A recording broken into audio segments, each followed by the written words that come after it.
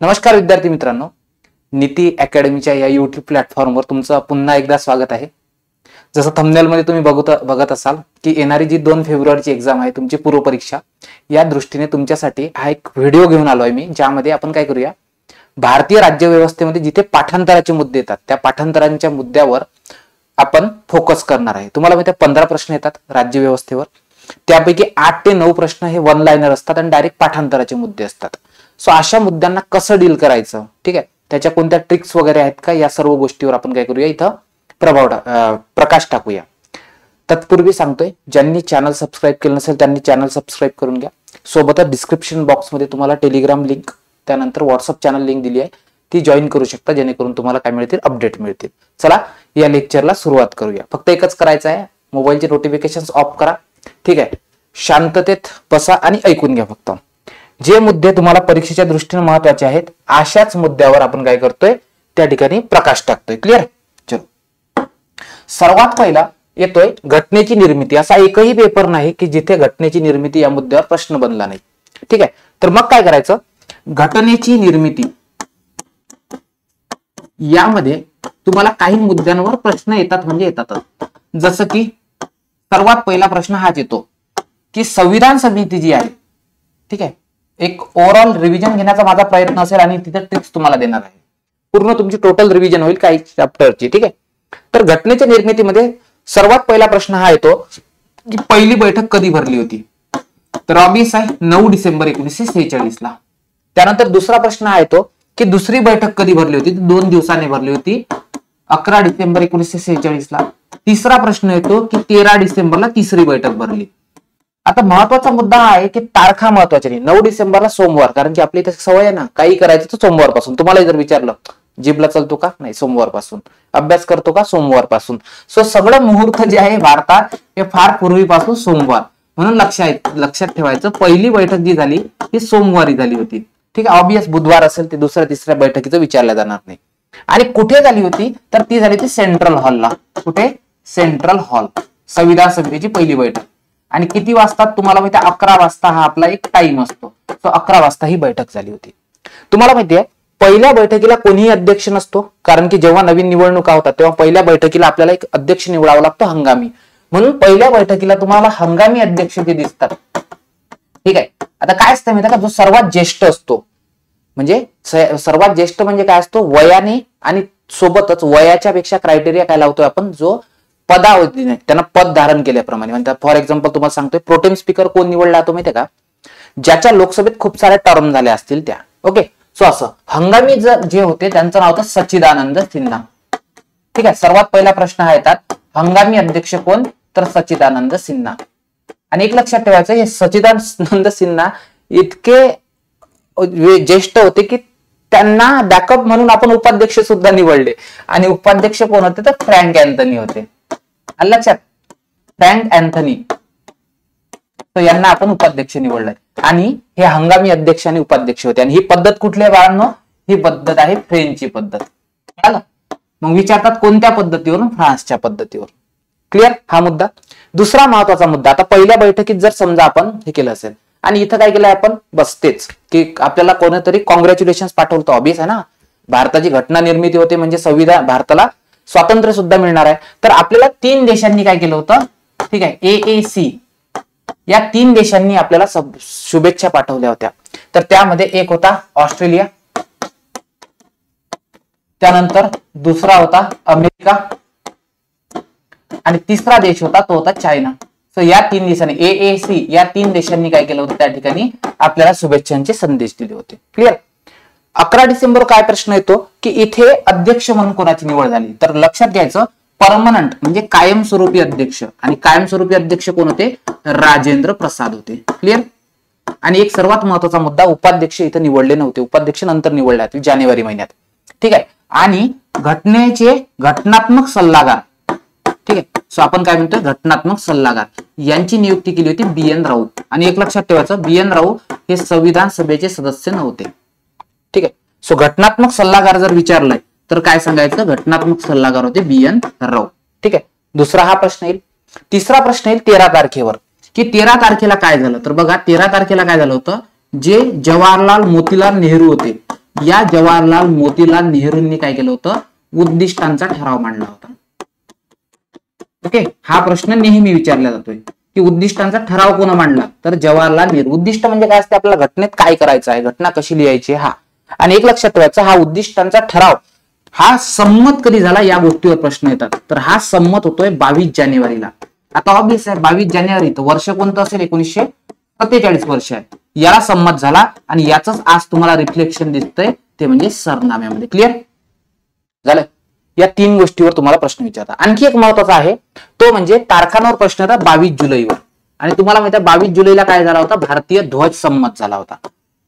Okay, आता obvious आहे आपल्याला जर समजा स्वातंत्र्य 15 ऑगस्टला मिळतंय, तर आपल्याला फ्लॅग होस्टिंग करावी लागेल. आणि फ्लॅग होस्टिंग साठी काय असतं, ध्वज पाहिजे. तर 22 जुलै 1947ला आपण काय केलं, ध्वज संमत केला. ध्वज कोण हे करत असते बेटा, पंतप्रधान नाही तर राष्ट्रपती. आणि 26 जानेवारीला कोण राष्ट्रपती असं समजून घ्या. तर लक्षात ठेवायचं, राष्ट्रीय ध्वज यासाठी समिती कोणाची होती, राष्ट्रपतींची. राष्ट्रपती कोण होते, राजेंद्र प्रसाद. आलं लक्षात, कळालं का. राजेंद्र प्रसाद समिती होती ती ध्वजासंदर्भात तदर्थ, ध्वजासंदर्भात म्हणजे ध्वज, तदर्थ म्हणजे हंगामी समिती. क्लिअर चालेल. त्याच्यानंतर पुढे काय झालंय, 29 ऑगस्ट ही सर्वात महत्वाची तारीख आहे. 29 ऑगस्टला 1947ला एक समिती गठीत झाली. आता 46ला तर होणारच नाही, 46 ची एंडिंग झालं, 47ला एक समिती गठीत झाली जिला म्हणतात मसुदा समिती. क्लिअर. आणि या मसुदा समितीचे अध्यक्ष जे होते ते होते B.R. आंबेडकर. ठीक आहे, मी इथं BRA लिहितोय, B.R. आंबेडकर. सो हे काय होते, मसुदा समितीचे अध्यक्ष होते. आणि त्यांच्या व्यतिरिक्त 6 सदस्य होते जे तुम्हाला माहिती आहे. ठीक आहे, के मुंशी असतील, सादुल्ला असतील, ठीक आहे, आशे कृष्णस्वामी अय्यर असतील. तुम्हाला म्हणजे सुरुवातीला डीपी खेतान होते, डीपी खेतान होते. त्याच्यानंतर मित्र होते आणि मित्रांच्या जागी माधवराव आले, डीपी खेतानच्या जागी जे आले टी कृष्णमाचारी आले. क्लिअर. सो अशा प्रकारे मसुदा समिती विचारतात तुम्हाला. क्लिअर. या गोष्टीवर प्रश्न विचारला जाईल. पुढे माझा उद्देश हाच आहे की तुमची रॅपिड रिव्हिजन झाली पाहिजे. पुढे ट्रिक्स पण देणार आहे. क्लिअर. आता महत्वाचा मुद्दा हा आहे की ही संविधान समिती कोणत्या मिशन नुसार स्थापन झाली होती, संविधान सभा. तर लक्षात ठेवायचं, संविधान सभा स्थापन झाली होती कॅबिनेट मिशनद्वारे. आणि कॅबिनेट मिशन, ठीक आहे, याला आपण अलका मिशन म्हणायचं. का अलका मिशन, तर लक्षात ठेवायचं, अलका म्हणजे यामध्ये 3 सदस्य होते म्हणून तर याला त्रिमंत्री योजना म्हणतात ना. So Alka mission, Alka mission म्हणजे अलेक्झांडर हा एक होता, ल म्हणजे लॉरेन्स आणि का म्हणजे क्रिप्स. तर तुम्हाला जर विचारलं कॅबिनेट मिशन त्रिमंत्री योजनेत कोण कोण सदस्य होते, अलका होते, अलेक्झांडर, लॉरेन्स आणि क्रिप्स. ओके. आता सर्वात महत्वाचं आहे की यांनी काय स्कीम सांगितली होती, यावर प्रश्न येतात. स्कीम ही सांगितली होती, त्यांनी सांगितलं होतं की भारताची घटना जी आहे, सर्वात पहिले घटना राज्य तयार करतील. व्यवस्थित लक्ष द्या बरं. सर्वात पहिले जे राज्य असतील भारतातले ते राज्य आपली घटना निर्मिती करतील आणि त्यानंतर सर्व राज्य मिळून भारताची घटना निर्माण होईल. आलं का लक्षात. म्हणजे बघा, कॅबिनेट मिशननं सांगितलं 2 घटना असतील, एक असेल राज्याची आणि एक असेल केंद्राची. पहिले राज्यांच्या तयार होतील आणि नंतर केंद्राची होईल असं सांगितलं. दुसरा महत्वाचा मुद्दा सांगितला की भारतात प्रत्यक्ष निवडणुका घेणं शक्य नाही. सो तुम्ही काय करा, संविधान सभेच्या अप्रत्यक्ष निवडणुका घ्या. क्लिअर. त्यानंतर सांगितलं एक खासदार हा 10 लाखामागं असावा, म्हणजे 1 मिलियनच्या मागं, 1 लाखामागं एक 10 लाखामागं एक काय असावा, सदस्य असावा. आजही भारतात एक खासदार हा 10 लाखामागं आपण कन्सिडर करतो, जसं की नाहीये. घटना बघा, सर्वात पहिले राज्य निर्माण करेल, नंतर काय असेल, नंतर भारतीय घटना निर्माण केल्या जाईल, त्यानंतर काय असेल की प्रत्यक्ष निवडणुका अप्रत्यक्ष निवडणुका होतील, 10 लाखामागे एक सदस्य असेल. क्लिअर. आणि त्याने सांगितलं आरक्षण जे आहे मतदारसंघ, हे मतदारसंघ 3 मध्ये असतील. व्यवस्थित लक्ष द्या. संविधान सभेच्या निवडणुकीमध्ये किती मतदारसंघ होते, तर 3 सांगायचे. कोणकोणते बघा, लक्ष द्या. पहिला मतदारसंघ होता सर्वसाधारण. सर्वसाधारण म्हणजे काय असतंय, ओपन. दुसरा होता शीख, ठीक आहे, आणि तिसरा होता मुस्लिम. सो असे 3च होते. क्लिअर. तिघांना आरक्षण होतं. 3 प्रकारचे मतदारसंघ होते, शिखांसाठी राखीव, मुस्लिमांसाठी राखीव आणि सर्वसाधारण राखीव होते. त्यानंतर सर्वात महत्वाचं त्यांनी सांगितलं, संपूर्ण भारतात संविधान सभेची जी सदस्य संख्या असेल, ही सदस्य संख्या असेल 389. किती असेल, 389. ठीक आहे. या 389 पैकी जे 296 असतील, व्यवस्थित लक्ष द्या, 296 हे ब्रिटिश भारतातून असतील बाळांनो. शब्दावर लक्ष द्या. मी ब्रिटिश भारत म्हणतोय, ब्रिटिश प्रांत म्हटलं का नाही, ब्रिटिशांकडे असणारा भारत, त्याच्यातून 296 आणि 93 जे कार्यकर्ते असतील, ठीक आहे, हे 93 असतील संस्थानांकडून. आणि एक लक्षात ठेवायचं, संस्थानांकडून नॉमिनेटेड होणार होते. निवडणुका होणार होते का नाही, नॉमिनेशन होणार होतं त्यांचं, म्हणजे नामनिर्देशित. सर मग ब्रिटिश भारताचे किती होते? 2 प्रकारचा ब्रिटिश भारत होता. एक होता तो म्हणजे प्रांत होते, 11 प्रांत, ठीक आहे, आणि दुसरं म्हणजे 4 होते कमिशनरचे प्रांत, ठीक आहे, कमिशनरचे प्रांत. लक्षात ठेवायचं, या 11 प्रांतामधून 292 सदस्य, 11 प्रांतातून किती, 292, आणि 4 जे होते हे कमिशनरच्या प्रांतातून. आणि हे 296, 92 आणि 4 किती बनतात, 296 बनतात. सो अशा प्रकारे, क्लिअर. सो अशा प्रकारे हे काय होणार होतं, निवडणुका होणार होत्या. आणि एक लक्षात ठेवायचं, कमिशनरचे प्रांत जर तुम्हाला विचारलं तर सरळ सांगायचं ABCD. कमिशनरचे प्रांत किती होते, 4 होते, ABCD. ए म्हणजे अजमेर मारवाड, अजमेर मारवाड, ठीक आहे. बी म्हणजे बलुचिस्तान, ब्रिटिश बलुचिस्तान. सी म्हणजे कुर्ग, आणि डी म्हणजे दिल्ली, डी म्हणजे दिल्ली. कळालं. सो हे काय होते, हे सर्व होते कमिशनरचे प्रांत. जर तुम्हाला विचारला प्रश्न कमिशनरचे प्रांत किती होते, तर सांगायचे किती बाळांनो, 4 होते, ABCD. क्लिअर. अलका मिशन समजलंय, काय स्कीम आखली हे समजलंय. त्याच्यानंतर कोण होतं हे फक्त मी तुम्हाला शिकवत नाहीये, मी तुम्हाला फक्त जे महत्वाचे मुद्दे आहेत परीक्षेच्या दृष्टीनं ते येतात तेवढंच सांगतोय. स्क्रीनशॉट करून घ्या. मला वाटतं पूर्वी केला नव्हता तुम्ही, पूर्वीचा याचा पण करून घ्या, याचा, ठीक आहे, आणि याचा पण स्क्रीनशॉट करून घ्या. ओके, चलो आता पुढच्या मुद्द्याकडे जाऊ. पुढचा मुद्दा हा आहे की 15 ऑगस्टला भारतीय, म्हणजे तुम्हाला माहिती आहे 3 जुलै आहे, 3 जुलैला भारतीय स्वातंत्र्य कायद्याचा, 3 जुलै 1947 ला काय झालंय, जो इंडियन फ्रीडम ऍक्ट आहे, मी IF हे लिहितो, इंडियन फ्रीडम ऍक्ट, भारतीय स्वातंत्र्याचा कायदा, याचं विधेयक मांडलं ब्रिटनच्या संसदेत. हे जे विधेयक आहे, बिल आहे, हे मांडलं. आणि हा कायदा काय झालाय, अगदी फार फास्ट, म्हणजे भारताला स्वातंत्र्याचा कायदा मिळाला. आणि काय झालंय, 18 जुलैला, 18 जुलै 1947 ला काय झालंय, भारतीय स्वातंत्र्याचा कायदा संमत झाला. तुम्हाला प्रश्न हा पडत असेल की सर 18 जुलैला जर भारतीय स्वातंत्र्याचा कायदा झाला तर मग का बरं ऑगस्ट महिन्यात स्वातंत्र्य दिलं? स्वातंत्र्य 2 दिवसातही देऊ शकले असते ना. तर त्याच्या मागे विचारधारा होती माउंट बॅटनची. माउंट बॅटनचं म्हणणं काय होतं, त्याचं म्हणणं असं होतं की जेव्हा भारताचा इतिहास विचारला जाईल तेव्हा त्या भारताचा किंग मेकर मी असलो पाहिजे, माउंट बॅटन. त्याला विचारलं कसं रे बाबा, त्यानं सांगितलंय की जेव्हा ब्रिटन दुसऱ्या महायुद्धात लढत होतं त्याच्या विरोधात अतिशय आक्रमक बनला होता जापान. मग या जापानवर हा इतका आक्रमक बनला होता की जापाननं ऑलमोस्ट आशिया काबीज केला होता. आणि हा जापानला रोखण्याचा प्रयत्न जो केला होता तो अमेरिकेने केला होता, जो ब्रिटनच्या बाजूने होता. त्यांनी काय केलं, 6 ऑगस्ट आणि 9 ऑगस्टला हिरोशिमा आणि नागासाकीवर बॉम्ब टाकला होता. आणि या जापाननं जे सरेंडर केलं होतं दुसऱ्या महायुद्धात ते केलं होतं 15 ऑगस्टला. मग 15 ऑगस्ट हा ब्रिटिशांसाठी काय होता, सन्मानाचा दिवस होता, कारण की जापाननं त्यांच्यासमोर सरेंडर केलं होतं. मग हा जो विजयाचा दिवस आहे हा माउंट बॅटननं 15 ऑगस्ट आपला स्वातंत्र्याचा दिवस ठेवला. कळालं का तुम्हाला? पण 15 ऑगस्टला होती काय, ठीक आहे, म्हणजे 14 ऑगस्ट हा ठरला होता दिवस, 14-15. 14 तारखेला आपण फ्लॅग होस्टिंग का केलं नाही त्याचं कारण समजून घ्या. पाकिस्तानचा जो जन्मदिन आहे 14 ऑगस्ट आहे, 14 ऑगस्टला होती अमावस्या, म्हणून आपण 15 ऑगस्ट हा दिवस ठेवला, लक्षात ठेवा. आणि काय झालंय, भारत स्वतंत्र झाला 15 ऑगस्टला. तो 15 ऑगस्ट 1947 ला भारत जो आहे हा स्वतंत्र झाला. आणि या भारतीय स्वातंत्र्याच्या कायद्यानं संविधान सभेत काही बदल केले जे तुम्हाला सरळ सरळ विचारतात. मग आता सर कोणते बदल आहेत तर बघा, लक्ष द्या.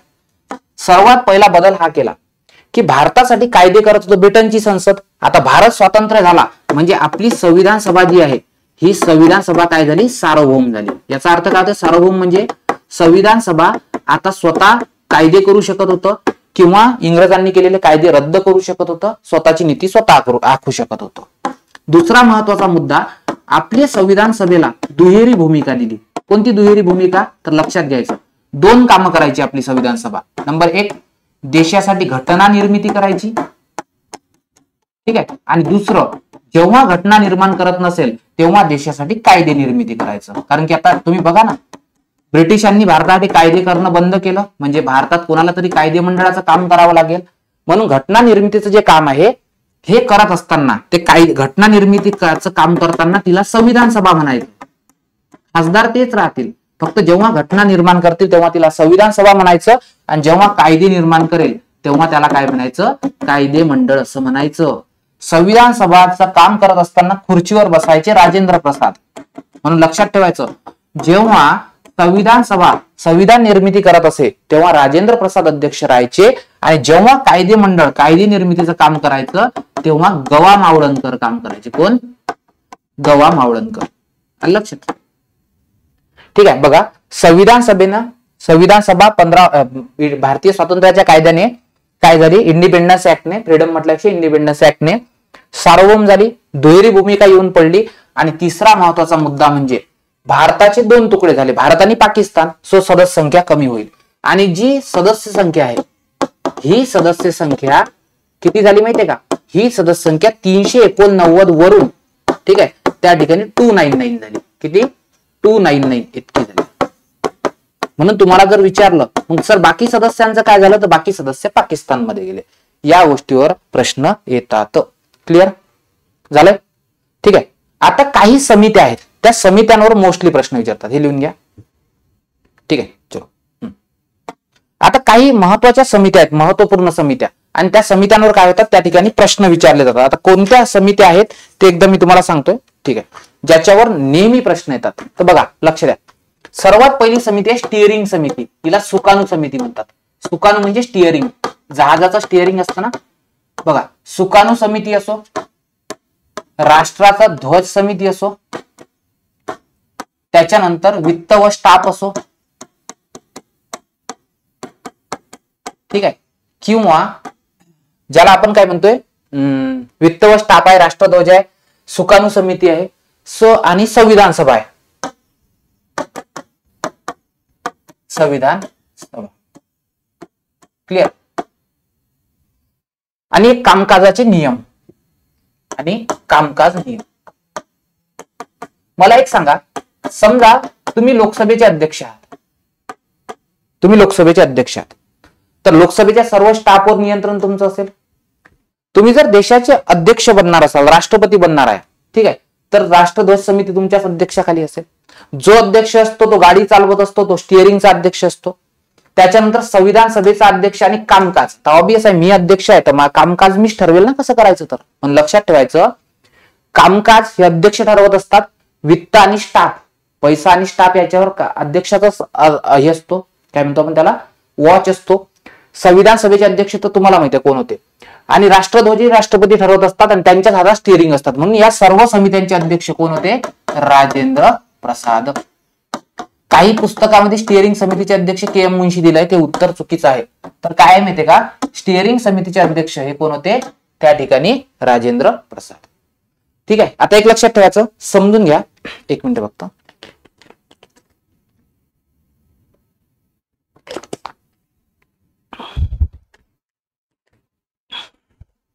एक लक्षात ठेवा, ज्यामध्ये संघराज्य शब्द दिसतं, संघराज्य घटना समिती म्हणजे केंद्राची घटना निर्माण करणारी समिती, आणि संघराज्य अधिकार समिती, हे संघराज्य अध्यक्ष दिसलं, ठीक आहे, संघराज्य अधिकार, संघराज्य शब्द दिसला की सरळ सरळ कोणाला डिनोट करायचं माहिती का? सरळ सरळ डिनोट करायचं ते म्हणजे त्या ठिकाणी नेहरूजींना. कारण तुम्हाला माहिती आहे संघराज्याचा वास्तविक प्रमुख कोण असतो? पंतप्रधान.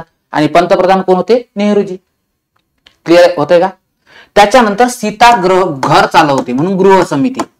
जर तुम्हाला विचारलं घर कोण चालवते? सीता चालवते. सो सीतारामय्या, पट्टा बी सीतारामय्या, म्हणून सीता घर चालवते असं लक्षात ठेवायचं. त्यानंतर एक होती वृत्तपत्र समिती. ठीक आहे, वृत्तपत्र समिती. आणि तुम्हाला माहित आहे वृत्तपत्र कधी वाचतात? सकाळ सकाळी. सकाळला काय म्हणतात? उषा म्हणतात. म्हणून वृत्तपत्राच्या संदर्भात उषानाथ सेन समिती. ठीक आहे. त्यानंतर बघा, लक्ष द्या, सर्वोच्च न्यायालयाच्या संदर्भात. ठीक आहे, सर्वोच्च न्यायालयाच्या संदर्भात मला सांगा, सर्वोच्च न्यायालय हे भारतातलं सर्वात वरचं न्यायालय आहे म्हणून काय म्हणायचं? वर्दाचारी समिती. किती सोपी आहे पाठ करायला बघा बरं. सर्वोच्च न्यायालय, वरचं न्यायालय, वर्दाचारी समिती, वृत्तपत्र सकाळी वाचतात, उषानाथ समिती, गृह कोण चालवते? घर सीता चालवते, गृह समिती. ठीक आहे. त्याच्यानंतर एक होता आर्थिक संबंधाच्या संदर्भात. मला सांगा आर्थिक संबंध कोणत्या कोणत्या पुस्तकात चांगले असतात? म्हणजे अर्थव्यवस्थेत शिकतो ना, आणि अर्थव्यवस्थेसाठी कोणाचं पुस्तक चांगलं आहे? रंजन कोळंबे सरांचं. मग काय करायचं? नलिनी रंजन सरकार समिती. नलिनी रंजन सरकार समिती. ठीक आहे, क्लिअर का? होत आहे का पाठ? आहे ना सोपी? एकदम सोपी सोपी आहे. झालंय. आपण काय म्हणतोय? मूलभूत हक्क आहेत. ठीक आहे, मूलभूत हक्क जर तुम्हाला मिळाले तर कृपाच झाली ना. म्हणून काय? मूलभूत हक्क फंडामेंटल राईट्स, मूलभूत हक्क उपसमिती. ओके, मग काय समजायचं? असं समजायचं मूलभूत हक्क मिळाले कृपा झाली, म्हणून कृपलानी समिती. मसुदा समितीचे तुम्हाला ऑलरेडी सांगितलंय की मसुदा समितीचे अध्यक्ष BR आंबेडकर होते. ठीक आहे, त्याच्यानंतर आणखी कोणती? आणखी ते झाली गृह समिती वगैरे झाली. या महत्वाच्या काही समिती आहेत, या समित्यांवर तुम्हाला प्रश्न येऊ शकतात. क्लिअर झालंय? एकदम क्लिअर. हे झालं चॅप्टर 1. इथं हे काही महत्वाचे मुद्दे आहेत, क्रक्स देतोय. आणि लक्षात घ्या, कलम एकदम पाठच करायचं, एकदम पाठ होऊन जातात. चला आता दुसरं चॅप्टर नंबर शिकतोय आपण, जिथे बघा तुम्हाला ना काही महत्वाचे प्रश्न येतात. ठीक आहे, काही महत्वाचे प्रश्न जे म्हणजे तुमचं जे काय म्हणतो आपण त्याला, संघ राज्य आणि राज्य क्षेत्रावर.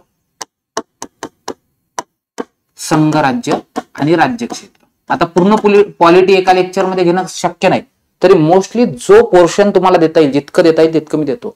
याचे पार्ट्स बनवू लागेल तर तुम्ही कमेंट बॉक्स मध्ये तुम्हाला जर तसं वाटत असेल तर आपण बनवू. मला सांगा संघ आणि राज्य क्षेत्र कोण्या भागात आहे? चला भाग 1 मध्ये. मग एक ला ए म्हणायचं, एकला ए म्हणायचं, कारण की पहिलं अल्फाबेट ए असतं. ए म्हणजे एरिया, एरिया म्हणजे संघ राज्य आणि राज्य क्षेत्र. आणि याच्यामध्ये जे अनुच्छेद आहे, हे अनुच्छेद किती आहे? 1, 2, 3 आणि 4. संपला विषय. 4 अनुच्छेद आहे. चला मग ए मध्ये काय म्हणायचं? ए मध्ये सर्वात पहिले भारताचा आरंभ दिलाय. आरंभ म्हणजे काय? आरंभिक माहिती.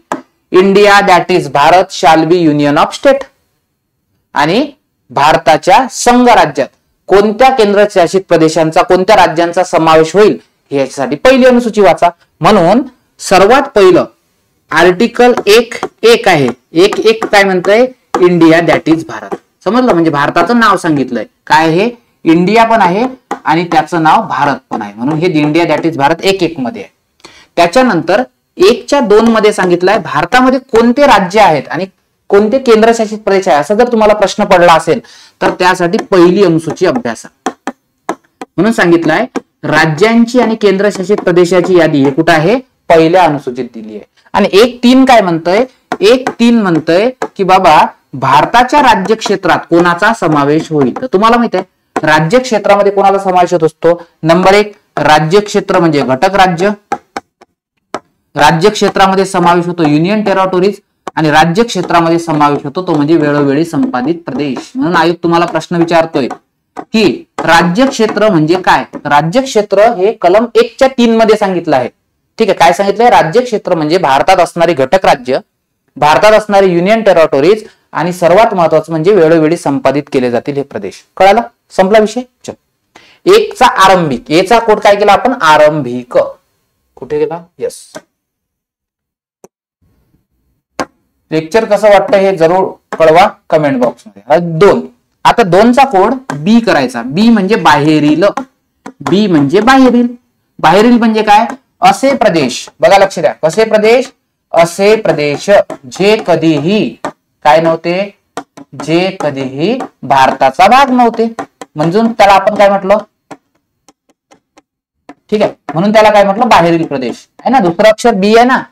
अरे दुसरं अक्षर अल्फाबेट मध्ये बी आहे ना, तर मग बाहेरील. असे प्रदेश, आता अक्षर थोडं मॅनेज करून घ्या, रिव्हिजन करायचे. असे प्रदेश जे कधी भारताचे भाग नव्हते अशा राज्यांची स्थापना.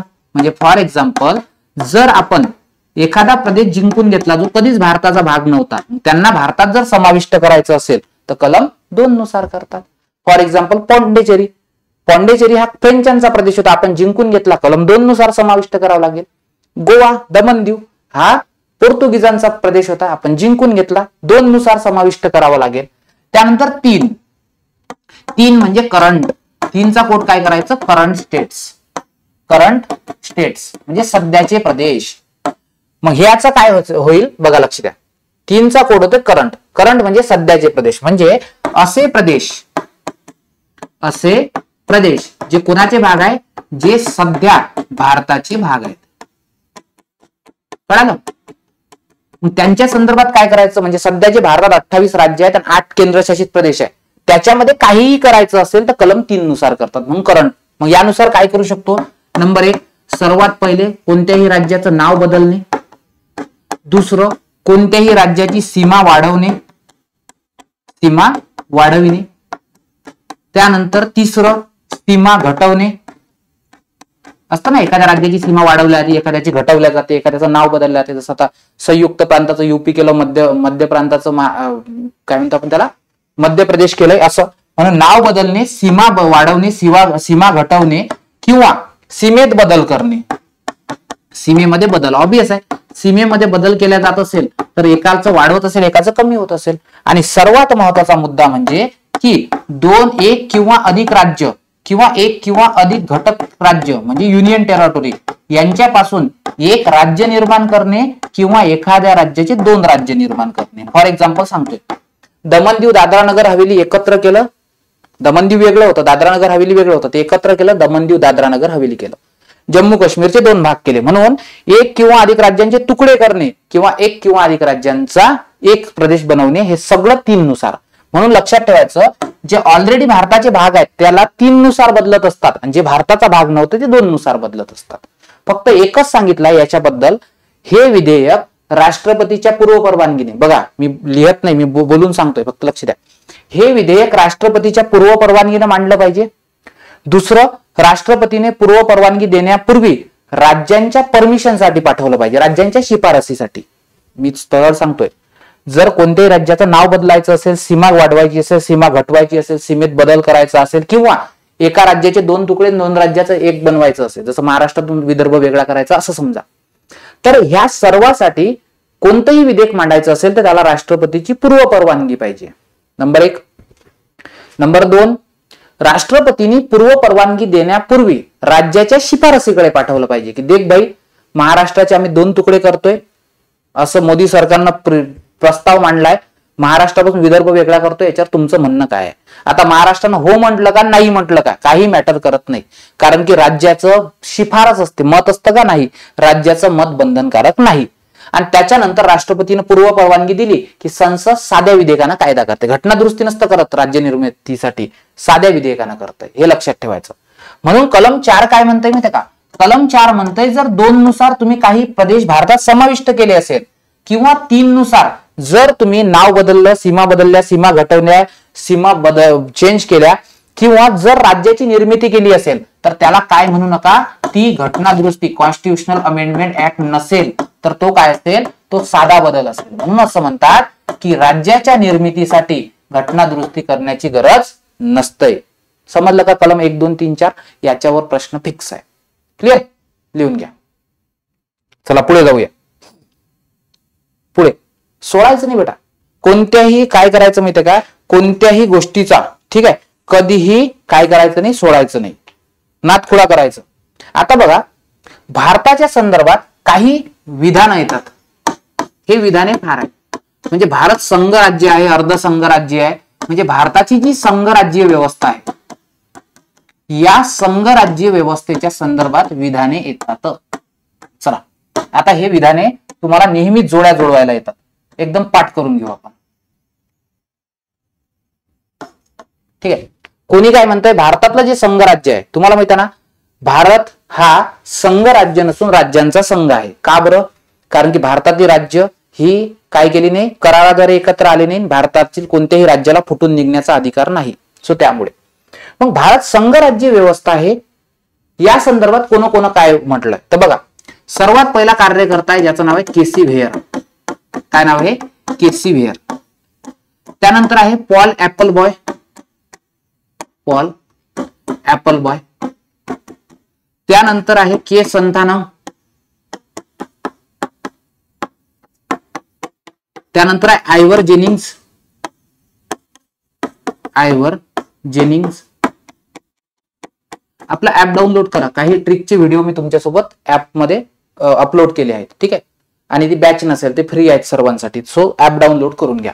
ठीक आहे. बघा केसी वेअर आहे, पॉल ऍपलबाय आहे, त्यानंतर के संतानम आहे, त्यानंतर आयव्हर जेनिंग्ज आहे, अजून कोण आहे, हा एक ग्रॅनविल ऑस्टिन आहे. यांचे जे विधान आहेत हे विधान तुम्हाला काय विचारतात, नेहमी विचारतात. आणि बी आर आंबेडकरांचं मत तुम्हाला माहित आहे. तर आता सर हे विधान कसे लक्षात ठेवायचे, तर बघा किती सोपी आहे. केस माहिती आहे, केस काही कार्यकर्ते असतात तुमच्यापैकी, त्याचे कधी अर्धे काळे अर्धे पांढरे होतात, म्हणून अर्धे केस काळे पांढरे. सो यांनी काय म्हटलं असेल, अर्ध संघराज्य. त्याला पाठ, भारत अर्ध संघराज्य आहे. कोण म्हटलं, अर्धे केस काळे पांढरे, अर्ध हेअर. ठीक आहे. दुसरं ऍपल वाय. तुम्हाला माहितीये जे आपल्या इथे एखादा व्यक्ती आहे, समजा तो आयसीयू मध्ये आहे, त्याची तब्येत खूप जास्त आहे किंवा तो आजारी आहे, हॉस्पिटलमध्ये आहे, तब्येत अति असली की मग आपण त्याच्यासाठी ऍपल घेऊन जातो. ठीक आहे. सो अति तब्येत वाल्यासाठी ऍपल. सो अति संघराज्य झालंय पाठ. ठीक आहे. चला पुढे. संतानम. आपण म्हणतो ना त्याचा तिच्यावर जो आहे झुकाव आहे पण तो संत झुकाव आहे, म्हणजे तो तिच्याकडे डायव्हर्ट, त्याच्याकडे डायव्हर्ट होतो पण संत. म्हणून काय करायचं, संतानम संत झुकाव. म्हणून काय याला म्हणतात, एकात्मतेकडे झुकाव. एकात्मतेकडे झुकाव. क्लिअर. आयव्हर जेनिंग्स. तुम्हाला माहिती आहे जीन असतो, जीन. जीन म्हणजे काय असते, जिनिंग म्हणतात त्याला. कापूस असतो ना, कापूस, कापसापासून रुई वेगळा केला जातोय आणि त्याचं जे बी असतं सीड कापसाचं, सरकी म्हणतात त्याला, ती वेगळी केल्या जाते. सो ते जिनिंग्स मध्ये होतं. मग जीन कशी असते, जीन असा गोल गोल गोल गोल गोल गोल फिरतोय आणि गोल गोल फिरून त्याच्यामधलं सेंट्रीफ्युगल फोर्सने रुई वेगळा आणि ते सीड वेगळं केलं जातं. सर मग याचं काय आहे, तर याचं लक्षात ठेवायचं, कोणत्याही जीन मध्ये, कापसाच्या जिनिंग्स मध्ये काय असते, केंद्रीकरण होत असतं. सेंट्रीफ्युगल फोर्स म्हणजे केंद्रीकरण. सो काय असायचं, केंद्रीकरणाची प्रवृत्ती. केंद्रीकरणाची प्रवृत्ती असे काही स्टेटमेंट केले जातात. ठीक आहे. त्यानंतर ग्रॅनविल ऑस्टिन. आता तुम्हाला माहिती आहे ऑस्ट्रेलिया भारताचा हा सहकारी आहे. का बरं, कारण की भारत आणि ऑस्ट्रेलिया एकाच प्लेटवर आहे, इंडो ऑस्ट्रेलियन प्लेट. मग काय करायचं, ऑस्ट्रेलिया आपला सहकारी आहे म्हणून सहकारी संघराज्य. कळालं का बाळांनी, कळालं, झाले पाठ. बघा हेअर दिसलं की अर्ध दिसलं पाहिजे, ऍपल म्हटलं की अति आला पाहिजे, तो अति पेशंट नाही का. संतानम म्हटलं संत झुकाव, आयव्हर जेनिंग्स म्हटलं तर केंद्रीकरणाची प्रवृत्ती आणि ऑस्टिन म्हटलं तर सहकारी संघराज्य. या स्टेटमेंटवर ना तुम्हाला काय असतात, प्रश्न असतात. क्लिअर. चलो क्लिअर. चला पुढच्या मुद्द्याकडे जाऊया. पुढचा मुद्दा आहे तो म्हणजे सरनामा. ठीक आहे. सरनामा. सरनाम्यामध्ये एक लक्षात ठेवायचं, सरनाम्यामध्ये 2-3 प्रकारचेच प्रश्न येतात. सर्वात पहिले सरनामा म्हणजे काय, कोण्या देशाकडून घेतला तर लक्षात ठेवायचं, सरनामा घेतलाय आपण युएसए कडून, अमेरिकेकडून. सरनाम्याची जी भाषा आहे, बघा मी काय काय सांगतोय, सरनामा हा याचा स्रोत काय आहे तर ऑस्ट्रेलिया आहे. आणि सरनाम्याची जी भाषा आहे, आम्ही भारताचे लोक वगैरे असं हे जे वर्डिंग आहे हे ऑस्ट्रेलियाचं आहे बरं. म्हणून तुम्हाला जर विचारलं सरनाम्याची भाषा कोण्या देशाकडून घेतली तर ऑस्ट्रेलिया. आणि सरनाम्यामध्ये जो शब्द आहे वी द पीपल, ठीक आहे, आणि हा जो शब्द तुम्हाला दिसतो वी द पीपल हा घेतलाय युएसए कडून. क्लिअर. त्यानंतर सरनाम्याच्या माग पार्श्वभूमी काय, बॅकग्राऊंड, तर बघा 13 डिसेंबर 1946 ला जो काय मांडला होता उद्दिष्टांचा ठराव. ठीक आहे. जो कधी संमत झाला, जो संमत झाला 22 जानेवारीला. कधी, 22 जानेवारी. ठीक आहे, 1947 ला. तोच म्हणजे सरनामा आहे. उद्दिष्टांचा ठराव म्हणजे सरनामा. आणि कोण मांडला होता, तो मांडला होता जवाहरलाल मोतीलाल नेहरू यांनी. क्लिअर. आता सर्वात पहिले सरनाम्यामध्ये, ठीक आहे लक्षात ठेवायचं, सरनाम्यामध्ये सांगितलंय की या सरनाम्याच्या अधिकाराचा, प्राधिकाराचा स्रोत कोण आहे, तो ऑब्वियस आहे. मला सांगा संविधानाला अधिकार कोण दिले, भारतातील लोकांनी. म्हणून लक्षात ठेवायचं अधिकाराचा स्रोत कोण आहे तर भारतीय लोक आहे. कोण आहेत, भारतीय लोक. ठीक आहे. त्यानंतर सर्वात महत्वाचं की भारताचे स्वरूप काय असेल, म्हणजे भारतीय घटनेचं स्वरूप काय असेल किंवा भारतीय घटनेचे आदर्श काय असतील, तर याचा कोड काय करायचा, सा स ध लो ग. काय करायचा, सा स ध लो ग. म्हणजे सार्वभौम समाजवादी धर्मनिरपेक्ष लोकशाही गणराज्याचा क्रम विचारतात. म्हणजे संविधानाचे किंवा आपल्या सरनाम्यात जे स्वरूप किंवा आदर्श दिले आहेत ते सासद लोक सार्वभौम समाजवादी धर्मनिरपेक्ष लोकशाही आणि गणराज्य. ठीक आहे. त्यानंतर आपल्या आकांक्षा कोणत्या आहेत, आपले उद्देश कोणते आहेत, म्हणजे काय उद्देश आहेत आपले संविधान निर्माण करायचे, काय आपल्या आकांक्षा आहेत. तर आकांक्षा आपल्या त्याच आहेत, लोकांना न्याय देणे,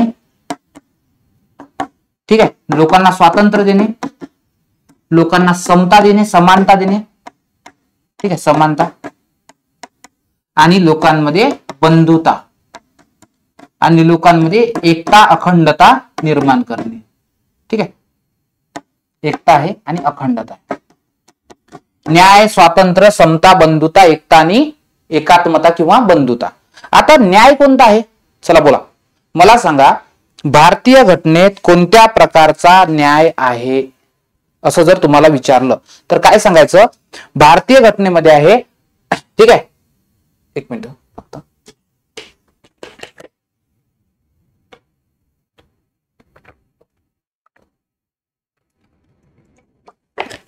हा, सामाजिक आर्थिक राजकीय न्याय. कोणता न्याय आहे, सामाजिक आर्थिक आणि राजकीय न्याय. हे तुम्हाला विचार क्रम आहे, हा क्रम लक्षात ठेवायचा. सासद लोक, न्याय, स्वातंत्र्य, समता, बंधुता. मग याचा कोड काय करायचा, NSSB, NSSB, न्याय, स्वातंत्र्य, समता, बंधुता. एवढंच लक्षात ठेवायचं, ते नाहीये दोन, इतकं न्याय, स्वातंत्र्य, समता आणि बंधुता.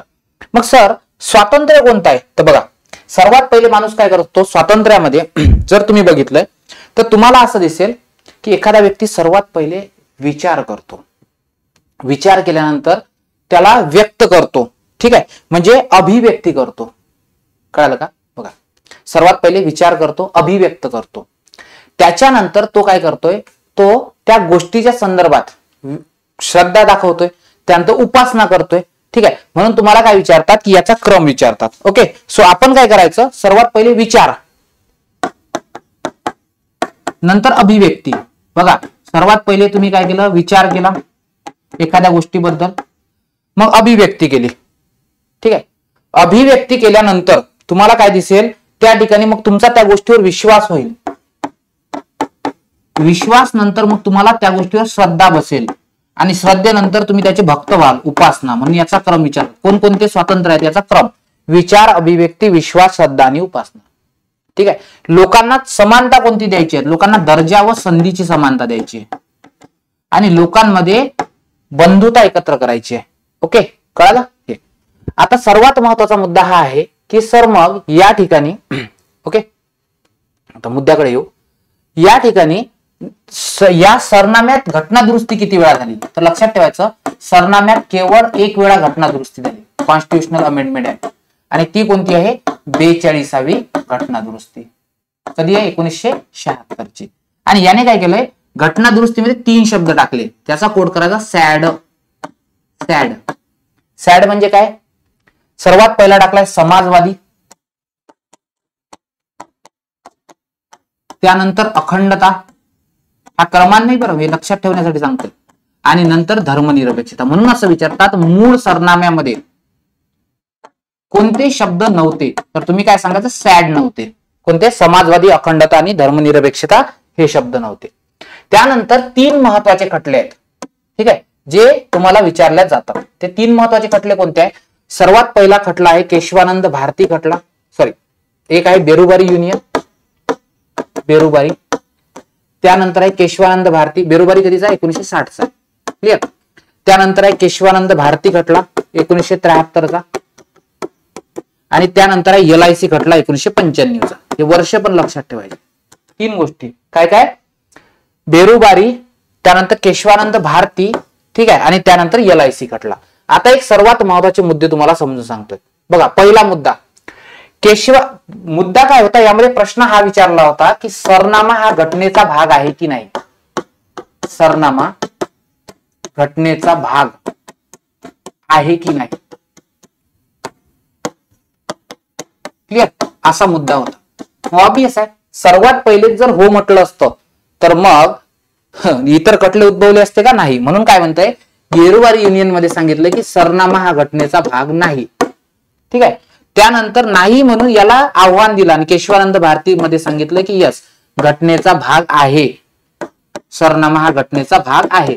आणि LIC खटल्यामध्ये म्हटलं फक्त भागच नाही तर तो कसा आहे, तो एक एकात्मिक भाग आहे. कसा भाग आहे? एकात्मिक. क्लिअर? चालेल, स्क्रीनशॉट करून घ्या. झालं, याच्या बाहेर एकही प्रश्न येणार नाही. आता काही महत्वाचे मुद्दे आहेत. ठीक आहे. त्याच्यापैकी एक महत्वाचा मुद्दा आहे तो म्हणजे तुमचा महान्यायवादी आणि महाधिवक्ता. आता मी इथे तुम्हाला लिहून दिल्यापेक्षा बोलतो जास्त, लक्षात ठेवायचा. ठीक आहे. बघा, सर्वात पहिला कार्यकर्ता आपण शिकू ज्याचं नाव आहे महान्यायवादी. भारताचा महाधिवक्ता सुद्धा म्हणतात बरं याला, महान्यायवादी. आणि हा जो आहे याला काय म्हणतात, महाराष्ट्राचा किंवा राज्याचा महाधिवक्ता. क्लिअर? आता मी फक्त मुद्द्याकडे बोलतोय, त्या मुद्द्यावर व्यवस्थित लक्ष द्या. एक लक्षात ठेवायचं, महान्यायवादी हा जर दिसला तुम्हाला तर याच्यासोबत शब्द पाहिजे देश, भारत. ठीक आहे. आणि महाधिवक्ता याच्या सोबत जर दिसला तर याच्यासोबत शब्द वापरायचा राज्य. त्यानंतर महान्यायवादी हा शब्द दिसला तर याच्या संदर्भात तुम्हाला दिसलं पाहिजे भारतात असा शब्द. ठीक आहे. बघा, देश शब्द असला पाहिजे, भारत शब्द असला पाहिजे, भारतात शब्द असला पाहिजे, महाधिवक्त्यासोबत शब्द असला पाहिजे राज्यात. महान्यायवादी बद्दल शब्द असला पाहिजे राष्ट्रपती, प्रेसिडेंट ऑफ इंडिया. आणि महाधिवक्त्यासोबत शब्द असला पाहिजे गव्हर्नर ऑफ द स्टेट. महाधिवक्त्यासोबत शब्द असला पाहिजे संसद.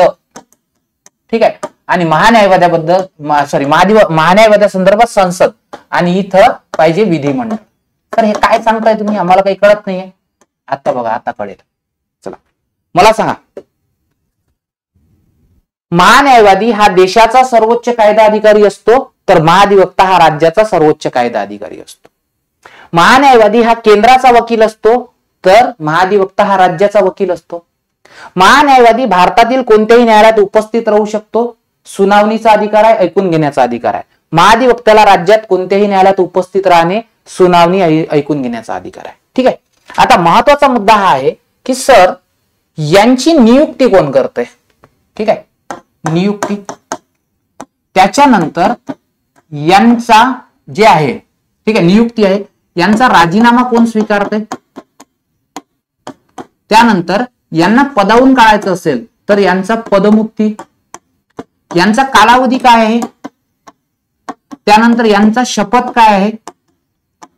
ठीक आहे, शपथ कोण देतं यांना? आणि सर्वात महत्वाचा मुद्दा म्हणजे यांचे वेतन व भत्ते कोण ठरवते? वेतन व भत्ते निर्धार. बघा व्यवस्थित, हा पाठच होतंय, अगदी पाठ होतंय. मला सांगा, महान्यायवाद्याची नियुक्ती कोण करेल? President of India. राजीनामा कोणाकडे देईल? President of India. पदमुक्त कोण करेल? President of India. कालावधी निश्चित नाही आहे, राष्ट्रपतीची मर्जी असेपर्यंत, प्रेसिडेंट ऑफ इंडियाची मर्जी असेपर्यंत. शपथ प्रेसिडेंट ऑफ इंडिया. वेतन भत्ते संसद नाही ठरवत, प्रेसिडेंट ऑफ इंडिया. चला, महाधिवक्त्याच्या संदर्भात नियुक्ती कोण करतंय? एक मिनिट रुको, जरा सबर करो. यस, ठीक आहे. चला बोला, नियुक्ती कोण करतं महाधिवक्त्याची? राज्यपाल. राजीनामा राज्यपालाकडे. पदमुक्त राज्यपाल. कालावधी राज्यपालाची मर्जी असेपर्यंत. शपथ राज्यपाल आणि वेतन व भत्ते निर्धारण राज्यपाल. क्लिअर झालंय? समजलं ना? आता दुसरा महत्वाचा मुद्दा आहे. दुसरा महत्वाचा मुद्दा हा आहे की महान्यायवादी संसदेच्या कोणत्याही सदनात उपस्थित राहू शकतो, कामकाजात भाग घेऊ शकतो. बघा, महान्यायवादी कोणत्याही सदनात, संसदेच्या किंवा ज्या समितीचा सदस्य आहे, सर्वात महत्वाचं ज्या समितीचा सदस्य आहे. प्रत्येक समिती का नाही, बघा. आणि इथं ज्या समितीचा सदस्य आहे, ज्या समितीचा सदस्य आहे. क्लिअर? चला बोला आता माझ्या मागं. महान्यायवादी हा संसदेच्या कोणत्याही सदनात आणि ज्या समितीचा सदस्य आहे अशा समितीमध्ये उपस्थित राहू शकतो, कामकाजात भाग घेऊ शकतो, मत मांडू शकतो. मत मांडणे म्हणजे बोलणे. मत मांडू शकतो, पण काय करू शकत नाही? मतदान करू शकत नाही. सर्वात दोघांबद्दलही महत्वाचा मुद्दा हा लक्षात ठेवायचं की हे मतदान करत नाही. का बरं सर? का बरं मतदान करत नाही? कारण की ते संसदेचे सदस्य नसतात. मग जे संसदेचे सदस्यच नाही, राज्य विधिमंडळाचे, त्यांना मतदानाचा अधिकार असेल का? नाही. मतदानाचा अधिकार त्यालाच मिळतो ज्याला काय असतो, जो निवडून आलेला असतो. क्लिअर? म्हणून लक्षात ठेवायचं, प्रेसिडेंट ऑफ इंडिया तो महान्यायवादी हा संसदेच्या दोन्ही सदनात किंवा ज्या समितीचा सदस्य आहे त्या समितीमध्ये उपस्थित राहू शकतो, कामकाजात भाग घेऊ शकतो, मत मांडू शकतो, पण मतदान करू शकत नाही. महाधिवक्त्याच्या सोबत शब्द पाहिजे. तो विधिमंडळाच्या कोणत्याही सभागृहात किंवा ज्या समितीचा सदस्य आहे त्यामध्ये उपस्थित राहणे, कामकाजात भाग घेणे हे सगळं करू शकतो. मात्र त्याला काय नाही, मतदानाचा अधिकार नाही. झालं पाठ? झालंय पाठ? याच्या बाहेर नाही. आणि एक लक्षात ठेवायचं, वकील कोणताही अर्ध वेळ असतो, पूर्ण वेळ नसतो. ठीक आहे? हा हंगामी आहे, म्हणतो याची वेतन भत्त्या निर्धारित करतो. मग सर आर्टिकल तर शिकवलेच नाही. तर बघा, सर्वात पहिले महान्यायवाद्याबद्दल आर्टिकल आपण अभ्यासू आणि दुसरं महाधिवक्ता. क्लिअर? चलो समजलो. महान्यायवाद्याबद्दल जे आर्टिकल आहे ते तुम्हाला माहिती आहे किती आहे? 76. ठीक आहे? आणि एक लक्षात ठेवायचं, महान्यायवाद्याच्या संदर्भात आणि महाधिवक्त्याच्या संदर्भात +89 करायचा ट्रिक. मला सांगा 76 आणि 89 किती होतात? 165. म्हणून यांचं पद कुठं दिलं आहे बाळांनो? यांचं पद दिलं आहे ते म्हणजे 76 मध्ये महान्यायवादी आणि महाधिवक्त्याचं 65 मध्ये. क्लिअर? दुसरं, यांना ना काही विशेषाधिकार असतात. विशेषाधिकार म्हणजे काय? मी तुम्हाला एक मुद्दा सांगितला, आता आठवतो का? की दोन्ही सभागृहात उपस्थित राहणे, ठीक आहे, कामकाजात भाग घेणे, हे सगळे हे असे अधिकार सेम मंत्र्यांना असतात. म्हणून ना मंत्र्यांप्रमाणे विशेषाधिकार कुठं दिले आहे तर लक्षात ठेवायचं, इथं 88 मध्ये दिले. 88 आणि 89चा जर प्लस केला तर किती होतं? 177. म्हणजे याचे 177 मध्ये आहे.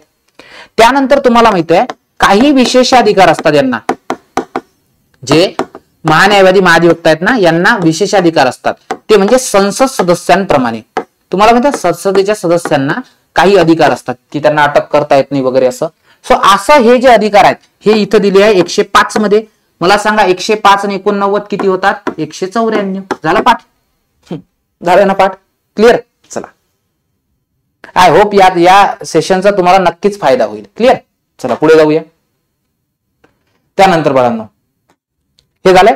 आता बघा किती मजा येईल. आता एकदम मजा येतं.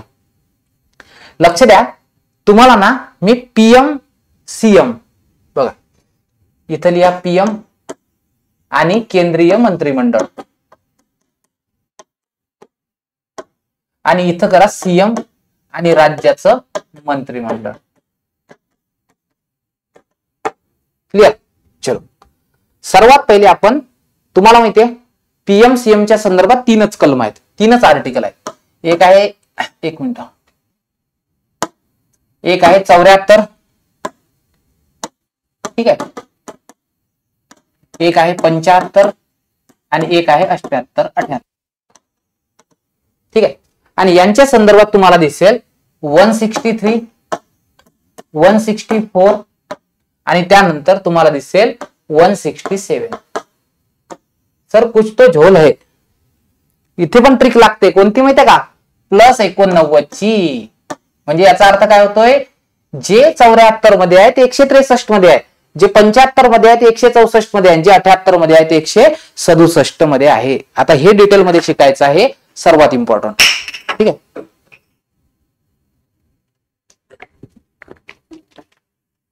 एक मिनिट द्या फक्त मला. ठीक आहे.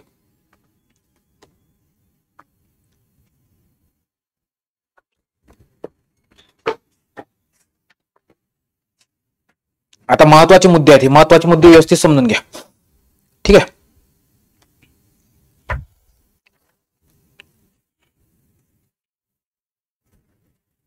चलो सर्वात पहिले बघूया 74(1) मध्ये काय. सेम आहे बरं, सेम.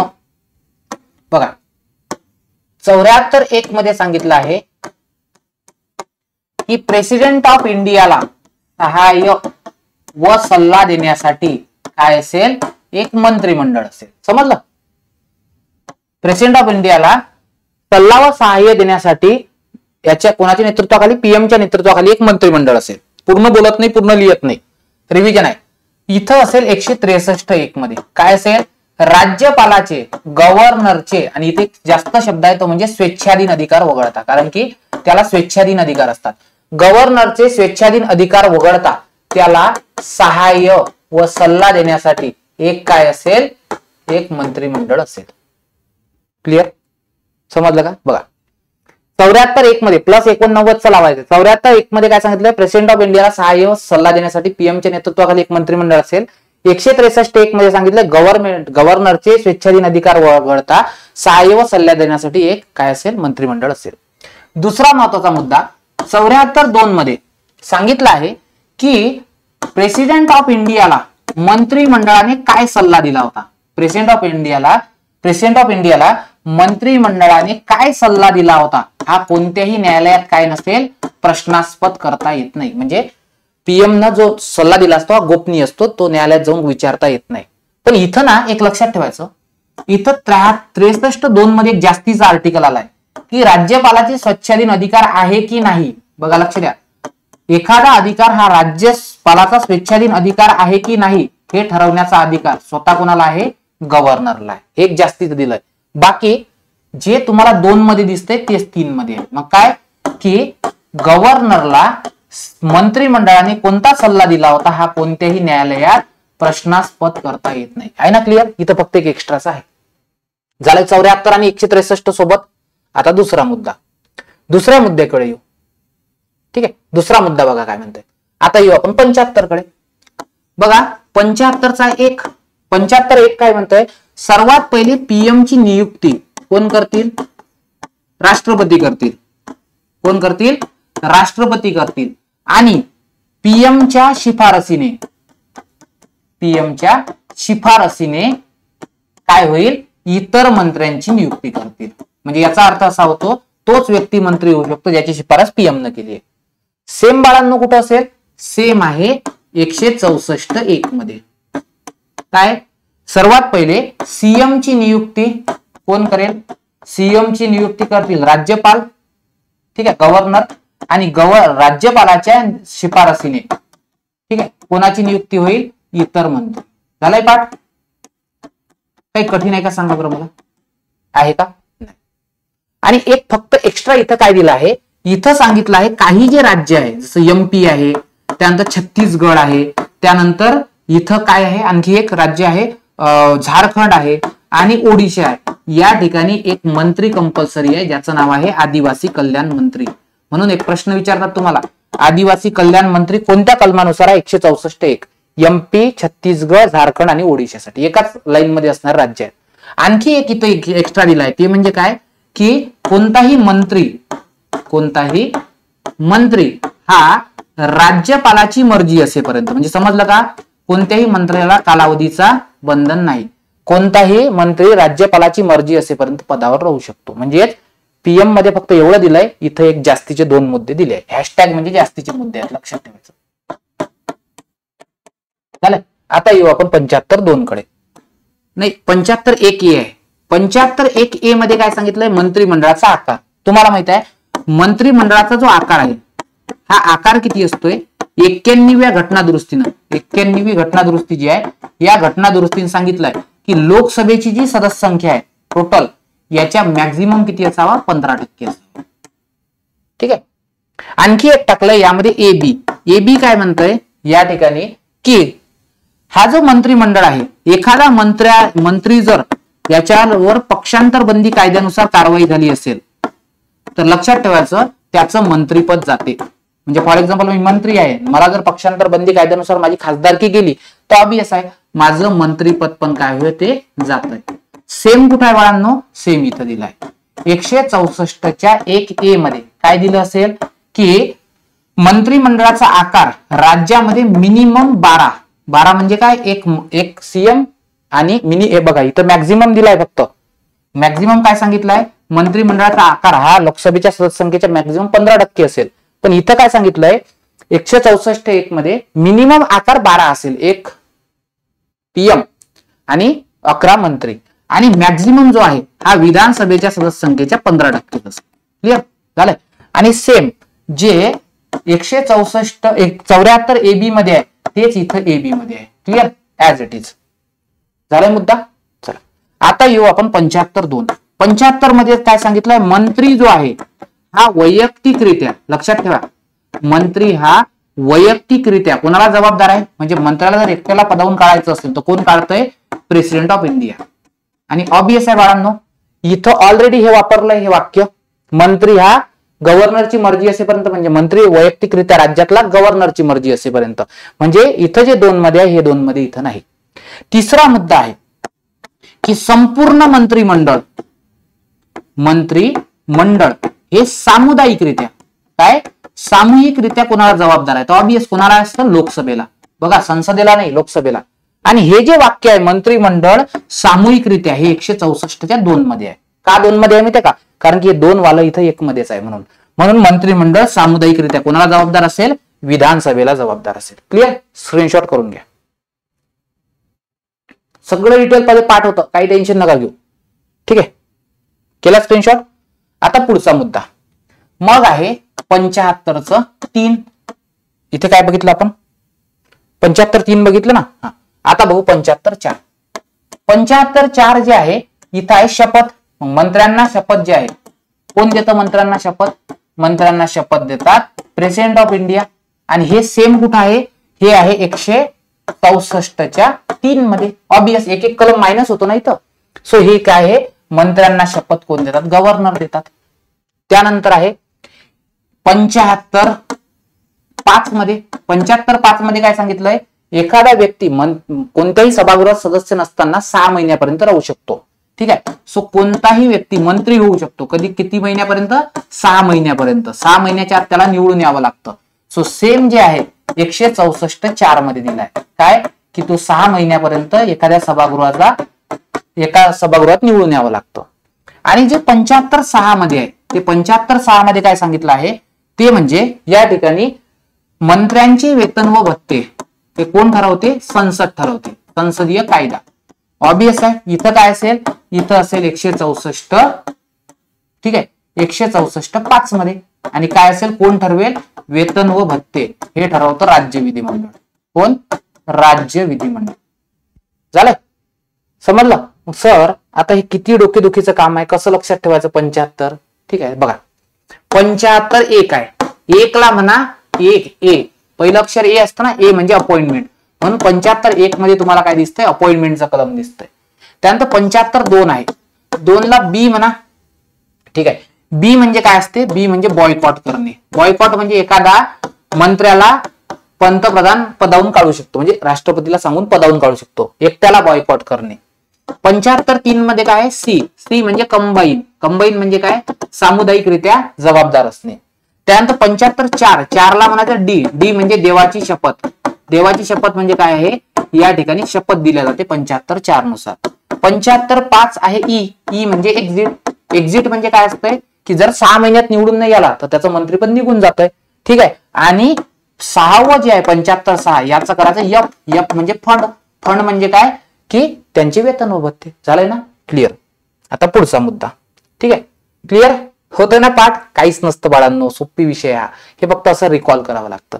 आणि आता बघू आपण काय 78. 78 मध्ये तुम्हाला माहित आहे पीएम ची कर्तव्य आहेत. आणि यामध्ये +89 आपला कोड +89 चालतोय. आणि इथं दिली आहे 167 मध्ये सीएम ची कर्तव्य. झालं की नाही पाठ, सांगा मला, सांगा पाठ झालंय की नाही. ओके, बघा सुरुवातीपासून काय काय बघतोय आपण. सर्वात पहिले घटना निर्मितीच्या संदर्भात काही सांगितलंय. ठीक आहे, कॅबिनेट मिशन प्लॅन. त्यानंतर भारतीय स्वातंत्र्याच्या कायद्यानं काय केलंय, काही समित्या डिस्कस केल्या. संघराज्य राज्य क्षेत्राचे 1 ते 4 कलम पाठ केले. त्यानंतर संघराज्य विधाने पाठ केलेत. त्यानंतर सर्वात महत्वाचं सरनाम्यामधल्या काही गोष्टी बघितल्या. सोबत महान्यायवादी महाधिवक्ता हे पद क्लिअर केले. त्यानंतर मंत्रिमंडळ, सीएम मंत्रिमंडळ यामधले सगळे कलम पाठ केले. ठीक आहे, तर बघा हे असे सर्व ट्रिकचे व्हिडिओ आपल्या नीती अकॅडमीच्या ऍपवर तुमच्यासाठी अवेलेबल आहेत. ऍप डाउनलोड करा, तिथं फ्रेश सेशन मध्ये जे लेक्चर असतील ते तुमच्यासाठी अवेलेबल असतील. दुसरा महत्वाचा मुद्दा म्हणजे की आपल्या जर चॅनल सबस्क्राईब केलं नसेल ते करून घ्या. आणि सोबत बेल आयकॉन दाबा, म्हणजे जेणेकरून तुम्हाला माझे नोटिफिकेशन येतील. ओके, आणि व्हॉट्सअप आणि टेलिग्राम ग्रुप आहे तो जॉईन करू शकता. हे लेक्चर कसं वाटलं हे जरूर सांगा.